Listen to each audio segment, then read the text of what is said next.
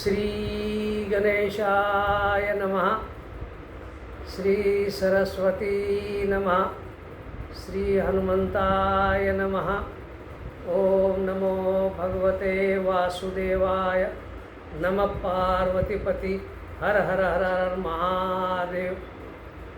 आपण श्रीमद भगवद्गीतेचा अध्ययन करीत आहोत, अभ्यास करीत आहोत. या अगोदरच्या सत्रात आपण पाहिलं,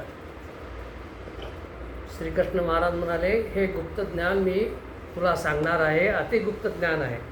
त्यावेळेस अर्जुनाने विचारलं, देवा हे अतिगुप्त ज्ञान आहे ते मला का सांगता, असा अर्जुन म्हणाला होता. त्यावेळेस श्रीकृष्ण महाराज काय म्हणाले, अरे हे जे ज्ञान आहे ना, हे फार गुप्त आहे आणि माझा तुझ्यावर भरोसा आहे. तू एकनिष्ठ आहेस, तुझी पात्रता आहे, तू योग्य व्यक्ती आहेस आणि ह्या ज्ञानाचा तू दुरुपयोग करणार नाहीस, माझी पूर्ण श्रद्धा आहे, म्हणून हे ज्ञान मी तुला सांगत आहे, असं श्रीकृष्ण महाराज म्हणाले. आता हे कोणतं ज्ञान? आता श्रीकृष्ण महाराज हे ज्ञान सांगायला सुरुवात केलेली आहे. हे ज्ञान कसं आहे ते असं म्हणतात, राजविद्या राजगुह्यम पवित्रमिदम उत्तमम प्रत्यक्ष अवगमम धर्मम सुसुखम कर्तुम अव्ययम. म्हणजे ह्या ज्ञानाची महती, हे ज्ञानाचे लक्षण, ह्या ज्ञानाचे गुण श्रीकृष्ण महाराज सांगत आहेत. काय सांगत आहेत? 7-8 गुण आहेत ह्या ज्ञानाचे. हे अतिगुह्य ज्ञान आहे. 7-8 लक्षणे काय काय आहेत? राजविद्या म्हणजे विद्यामध्ये श्रेष्ठ, विद्यामध्ये राजा. आता जसं प्रजामध्ये सर्वात श्रेष्ठ कोण असतं तर राजा असतो, तशा प्रकारे विद्यामध्ये सर्वश्रेष्ठ हे ज्ञान आहे, म्हणून याला राजविद्या म्हणतात. आणि हे जर ग्रहण केलास तर तुला आत्म्याचं ज्ञान मिळेल, परमात्म्याचं ज्ञान मिळेल आणि शांती, आंतरिक शांती लाभेल तुला या ज्ञानानं, म्हणून याला राजविद्या म्हणतात. आणखी दुसरा गुण सांगितलेला राजगुह्यम म्हणजे गुह्य, गुप्त गोष्टीमध्ये राजा असल्यासारखं, म्हणजे श्रेष्ठ. राजा म्हणजे श्रेष्ठ, म्हणजे गुप्त गोष्टीमध्ये हे श्रेष्ठ ज्ञान आहे, गुह्य आहे. आणि आणखीन काय सांगितलेलं आहे? पवित्रम म्हणजे हे फार पवित्र आहे. हे गुप्त ज्ञानाचे गुणधर्म सांगत आहेत की हे ज्ञान फार पवित्र आहे. हे ज्ञान ज्याला मिळेल तो सुद्धा पवित्र होईल, अशा प्रकारची हमी श्रीकृष्ण महाराज देत आहेत. नंतर म्हणतात इदम उत्तमम म्हणजे हे उत्तम आहे. उत्तमम म्हणजे उत्तम गोष्टीमध्ये सर्वात श्रेष्ठ, त्याला उत्तमम म्हणतात. आणखीन काय? प्रत्यक्ष अवगमम म्हणजे प्रत्यक्ष अवगमम याचा अर्थ असा की प्रत्यक्ष अनुभवास येणारे, नुसतं चर्चा नाही. काही गोष्टी नुसती चर्चा असतात, त्या चर्चा करून उपयोग नाही. ह्या ज्ञानाचा जर अवलंब केला तर हे ज्ञान अनुभवास येतं, प्रत्यक्ष आहे. आणि हे जर अवलंबन केलं, ह्या ज्ञान जर ग्रहण केलं तर मनुष्यामध्ये परिवर्तन होतं. म्हणजे स्वतःला जाणवेल की आपण अगोदर कोण होतो आणि आता काय झालो, म्हणजे मनुष्यामध्ये परिवर्तन होईल. हे प्रत्यक्ष अवगमन म्हणजे प्रत्यक्ष अनुभवाला येण्यासारखं आहे. काही ज्ञान श्रेष्ठ असतात, फार श्रेष्ठ असतात, परंतु ते आचरण्यासाठी फार कठीण असतात. म्हणजे ज्ञान श्रेष्ठ आहे परंतु आचरण्यात कठीण आहे. परंतु असं नाही आहे. हे ज्ञान आहे फार सोपं आहे, आचरण्यास फार सोपं आहे आणि ह्याच्यामध्ये प्रत्यक्ष तुम्हाला अनुभव येतो. आपण ह्याच्या अगोदर पाहिलेलं आहे की ज्ञान आणि विज्ञान, श्रीकृष्ण महाराज काय म्हणाले होते, मी हे विज्ञानासहित ज्ञान सांगते. म्हणजे नुसतं ज्ञान नाही, विज्ञान म्हणजे शास्त्रामध्ये प्रयोग म्हणजे लॅबोरेटरीमध्ये आपण ते ज्ञान म्हणजे सिद्ध करू शकतो. तसं ह्याचं जर ज्ञान घेतला तर हे अनुभवाला येतं अनुभव हेच प्रॅक्टिकल म्हटलं तर चालेल, हेच विज्ञान आहे. आणि धर्मम म्हणजे धर्माला अनुसरून आहे. म्हणजे धर्म काय सांगतं त्याप्रमाणे हे आहे. अधर्मासारखं नाही आहे. हे ज्ञान जे आहे धर्माला धरून आहे. अव्ययम, इथं अव्ययम पण म्हणते. अव्ययम म्हणजे नाश न पावणं, जे नाश पावत नाही. म्हणजे अगोदर होतं, आता आहे, पुढे राहणार. सनातन म्हणतो बाबा आपण. तर नाश न पावणारे अव्ययम. आणखी सुसुख कर्तुम, सुसुख कर्तुम म्हणजे आचरण्यास फार सुखकारक आहे. ह्याचं जर आचरण केलात, त्या ज्ञानाप्रमाणे जर वागलात तर मनुष्याला सुख प्राप्त होईल. हे ज्ञान फार सरळ आहे, सरळ आहे, सुखकारक आहे. अनुभव घेण्यासाठी प्रत्यक्ष अनुभवास येणारं आहे. अशा प्रकारचं हे ज्ञान आहे. अशा प्रकारचे लक्षणं श्रीकृष्ण महाराज अर्जुनाला सांगत आहेत. राजविद्या म्हणजे विद्येमध्ये राजा आहे, गुह्यामध्ये राजगुह्य आहे, पवित्र आहे, उत्तम आहे, प्रत्यक्ष अनुभवास येणारा आहे, धर्माप्रमाणे आहे, ह्याचा व्यय होत नाही, अव्ययम आहे आणि सुखकारक आहे, आचरण्यास फार सुखकारक आहे. अशा प्रकारचं हे गुह्यज्ञान राजयोग मी तुला सांगतो, तू लक्ष देऊन आहे. आता जर असं हे सर्वश्रेष्ठ ज्ञान आहे, अनुभवण्यास सोपं आहे, मग अर्जुनाला प्रश्न पडतो, देवा हे ज्ञान एवढं चांगलं आहे, आचरण्यास सोपं आहे, सुखकार आहे, मग लोक ह्या ज्ञानाचा वापर का करत नाही, हे ज्ञान ग्रहण का करत नाही आणि या ज्ञानाप्रमाणे वागत का नाही. अर्जुनाला प्रश्न पडलेला आहे, आपणाला पण प्रश्न पडतो. एखादी चांगली व्यक्ती आहे, एखादी चांगली गोष्ट आहे, मग मनुष्याने ती का त्याचा अवलंब का करू नये. मग अर्जुन म्हणतो, देवा एवढं सर्व चांगलं ज्ञान आहे, सोपं आहे, सुखकर आहे, श्रेष्ठ आहे, मग लोक ह्याचं आचरण का करत, हे ज्ञान का प्राप्त करून घेत नाही. मग ज्ञानेश्वर महाराज काय म्हणतात, ज्ञानेश्वर महाराज पण मस्त सांगतात, ऐसा अवघाची हा सुरवाडू आहे, तरी जनहाती केवरुल आहे, हा शंकेचा ठाव की होय, परिण धरावी तुवा. म्हणजे हे ज्ञान जर एवढं चांगलं आहे तर लोक का आचरत नाही, अशी शंका तुझ्या मनामध्ये येईल. ज्ञानेश्वर म्हणतात, श्रीकृष्ण महाराजाला वाटतं की अर्जुना तुला असं वाटतं की अशी शंका येईल, हे चांगलं एवढं ज्ञान आहे तरीसुद्धा सुरवाडू म्हणजे चांगलं, तरी लोक याचं आचरण का करत नाही. मग ते काय सांगतात,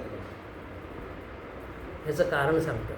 ज्ञानेश्वर महाराजांचं कारण देतात. ते काय म्हणतात, पाहे पा दूध पवित्र आणि गोड, पासी त्वचेची या पदराड, परित्यावरणी गोचिड, अशुद्ध काय नसेल. आता काय गाय आहे म्हणा, म्हैस आहे म्हणा, त्या म्हशीच्या स्तनामध्ये दूध असतं, म्हणजे त्वचेच्या मागे, स्तनामध्ये त्वचेच्या मागे ते दूध असतं आणि त्याच्या आजूबाजूला, त्या स्तनाच्या आजूबाजूला गोचिड असतं म्हणतो. पण ते गोचिड काय करतात, ते दूध घेत नाही, ते दूध पित नाही. काय करतात, ते रक्त पितात. मग अर्जुनाच्या प्रश्नाला ज्ञानेश्वर महाराज उत्तर देत आहेत, जशा प्रकारे गोचिड आहे, जे चांगलं दूध आहे, पवित्र आहे, गोड आहे दूध, ते गोचिड दूध न पिता रक्त पितं. अशा प्रकारची आपली अवस्था असते. का कमलकंद आणि दुर्धरी नांदणूक एकेच घरी, का कमलकंद आणि दरदुरी नांदणूक एकेच घरी. म्हणजे कसं, कमळ आणि बेडूक एकाच ठिकाणी नांदतात, म्हणजे एकाच ठिकाणी राहतात. चिखलात, कुठं राहतात, चिखलामध्ये राहतात. पाणी आहे, चिखल आहे, तिथं कमळ येतं आणि तिथं बेडूक पण राहतं. परी परागू सेवीचे भ्रमरी येरा चिखलूचे उरे. परंतु भ्रमर जो आहे, भ्रमर त्या चिखलात राहत नाही, तरी पण त्या कमळाचं जे पराग आहे तो सेवन करतो. आणि हा बेडूका करतो, तो चिखलामध्येच राहतो. आपली अवस्था पण तशीच आहे. आपण त्या कमळामध्ये जे पराग आहे ते सेवन न करता बेडूक जसं चिखलातच राहतो, चिखल खातो, तशा प्रकारे आपण आहोत. आपली अवस्था अशीच आहे. गेचूड जसं आहे, गोचीड जसं आहे, तशी आपली अवस्था आहे. बेडकासारखी आपली अवस्था आहे. चांगलं सोडायचं आणि वाईट खायचं. आणखीन काय म्हणतात बघ, ना तरी नैदैवाच्या परिवरी लोह्या रुतलिया आहाती सहसवरी परी तेत बसून उपवासू करी का दरिद्र जे. एक दुर्दैवी मनुष्य आहे, म्हणजे भाग्य फुटलेला म्हटलं तरी चालेल. अशा मनुष्याच्या घरामध्ये हजारो सोन्याच्या जे हे आहेत मोहरा त्या पुरलेल्या आहेत आणि त्याला माहीत नाही. मग तो बसतो त्या झोपडीमध्ये आणि काय करतो, उपवास करतो. त्याला खायलाच मिळत नाही. परंतु त्याला माहीत नाही की आपल्या घरामध्ये हजारो प्रकारच्या सोन्याच्या मोहरा पुरलेल्या आहेत. त्याला माहीत नाही, हे गुप्तधन माहीत नाही. तशा प्रकारची आपण आपली अवस्था आहे. एवढं चांगलं ज्ञान आहे, तसा जो दरिद्री मनुष्य उपवास करतो, एवढे पैसे असूनसुद्धा तशी आपली गत आहे, असं ज्ञानेश्वर महाराज सांगतात. तैसा हृदयामध्ये मी रामू असता सर्व सुखाचा आरामू की भ्रातासी कामू विषयावरी. आता हे फार महत्त्वाची गोष्ट सांगत आहेत ज्ञानेश्वर महाराज की आपल्या हृदयामध्ये राम आहेत. हृदयामध्ये मी रामू, मी राम तुमच्या हृदयात आहे. आणि मी सर्व सुखाचा सर्व सुखदाता आहे. अशा प्रकारचा मी राम तुमच्या हृदयात असताना सुद्धा तुम्ही इकडे तिकडे भटकता आणि विषयावरती विषयाचं सेवन करता. असे दळभद्री आपण लोक आहोत की रामचंद्र प्रभू आपल्या हृदयात आहेत तरीसुद्धा आपण भटकत असतो. हे ज्ञानेश्वर महाराज समजावून सांगत आहे अर्जुनाच्या प्रश्नाचं उत्तर की एवढं चांगलं ज्ञान असलं तरीसुद्धा मनुष्य का सेवन करत. असं आहे, आपण दळभद्री आहोत. आपल्या हृदयामध्ये राम आहेत. सर्व सुखाचा आराम, तो सर्व सुख देणारा. परंतु आपण त्याला विसरतो आणि संसारामधील विषयाच्या मागे लागतो. अशा प्रकारची गोष्ट ज्ञानेश्वर महाराजांना समजावून सांगत आहेत. बहु मृगजळ देखोने डोळा तुमके जे अमृताचा गिळता गळाळा. आता एखाद्याला तहान लागलेली आहे, मग तहान आहे लागलेली, परंतु तिच्या तोंडामध्ये काय आहे, अमृत आहे. तोंडामध्ये अमृत आहे. अमृत असल्यानंतर कशाचीच इच्छा होत नाही, तहान लागत नाही, भूक लागत नाही, काही लागत नाही. परंतु तो दळभद्री मनुष्य काय करतो, मृगजळ बघतो. मृगजळ म्हणजे जळ नसतंच काही, त्याला मृगजळ म्हणतात. उन्हाळ्यामध्ये वाळवंटामध्ये ते मृगजळ दिसतं. तिकडे बघून त्या मृगजळाला बघून तोंडातील अमृत आहे ते थुंकून देतो. असे आपण दळभद्री आहोत. तोडीला परिसू बांधिला गळा शुक्ती काला भे. तोडीला परिसू बांधिला गळा शुक्ती का लाभे. म्हणजे गळ्यामध्ये काय आहे, परिस बांधलेला आहे आणि मग शिंपला दिसलं आपलं की ते परिस द्यायचं फेकून आणि शिंपल्याला पकडायचं. अशा प्रकारची आपली अवस्था आहे.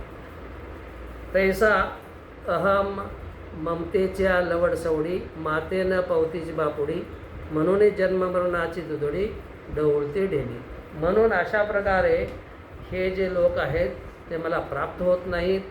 ते काय करतात, मग जन्ममरणाचे दुथोडे, एक जन्म आहे आणि एक मरण आहे. अशी नदी आहे, तिच्यामधून जो प्रवाह वाहतो, एक किनारा जन्माचा आहे, एक किनारा जो आहे मरणाचा आहे. अशा प्रकारची नदी आहे, त्या संसार आहे, तिच्यामधून जातात आणि ते मला पावत नाही. म्हणजे श्रीकृष्ण म्हणतात अशा प्रकारचे जे मनुष्य आहेत हे मला प्राप्त होत नाही. ही राजविद्या एवढी चांगली असूनसुद्धा लोक का अवलंबन करत नाहीत, असं ज्यावेळेस अर्जुनाने विचारलं त्यावेळेस ज्ञानेश्वर महाराज विस्तारानं सांगत आहेत. आपण कसे आहोत, बेडकासारखे आहोत, त्या गोचिडासारखे आहोत. शुद्ध सोडून द्यायचं आणि घाण खात बसायचं, अशा प्रकारची अवस्था आहे. अशा प्रकारचं ज्ञान सांगायला चालू झालेले आहे. आता हे ज्ञान आणखीन विस्तारानं पुढे सांगतील की हे कुणाला लाभणार नाही. तर आता आपण पुढच्या सत्रामध्ये त्याचा विस्ताराने सविस्तर बघू आपण की हे ज्ञान कुणाला लाभत नाही. आता हे सत्र इथेच थांबवतो. पुढच्या सत्रामध्ये मी हळूहळू सांगत आहे. हे फार चांगलं ज्ञान आहे. ह्याचा जर अंगीकार केला तर आपला संसार सुखाचा होतो. अध्यात्मामध्ये तर चांगलंच आहे, संसार पण सुखाचा होईल.